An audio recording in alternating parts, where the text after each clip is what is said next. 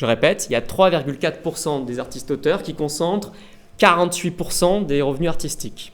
On est à peu près dans la même concentration que dans la propriété immobilière.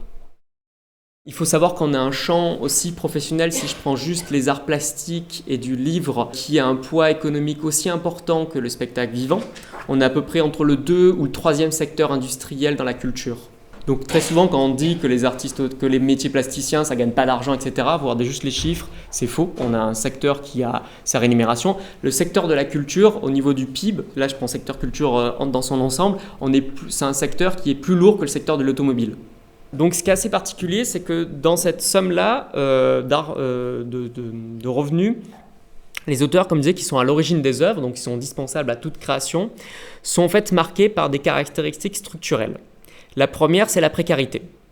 La précarité, ça veut dire qu'on soit scénariste, graphiste, plasticien, plasticienne, on ne sait pas en fait si le mois prochain on va pouvoir payer notre loyer. On a les difficultés d'accès aux prêts bancaires. Avoir un enfant, c'est déjà une question en fait. Avant même de savoir si c'est la question politique, est-ce que j'ai envie dans mon droit individuel d'avoir des enfants ou pas, c'est ce qu'en fait déjà économiquement je peux avoir un enfant. La deuxième notion, c'est l'inégalité.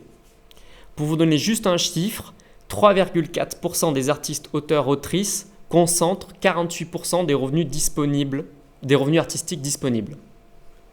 Je répète, il y a 3,4% des artistes-auteurs qui concentrent 48% des revenus artistiques.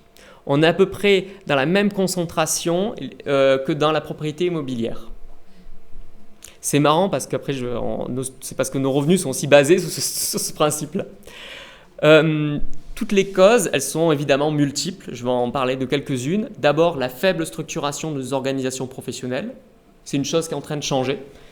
On en parlait tout à l'heure, une section du Normandie qui s'est fondée il y a quelques années. C'est une excellente nouvelle. Il faut continuer en fait à nous structurer, à nous syndiquer. C'est en ça que c'est important en fait pour avoir une voix et une organisation à la fois au niveau national et local.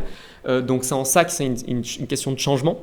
L'attitude paternaliste de nos diffuseurs et des grands acteurs de l'économie, qui très souvent parlent à notre place. Donc par exemple les diffuseurs pendant de très longues années en fait ont pris le rôle des artistes-auteurs à parler à leur place en disant d'avoir cette étude-là, nous on est là pour aider la création, etc.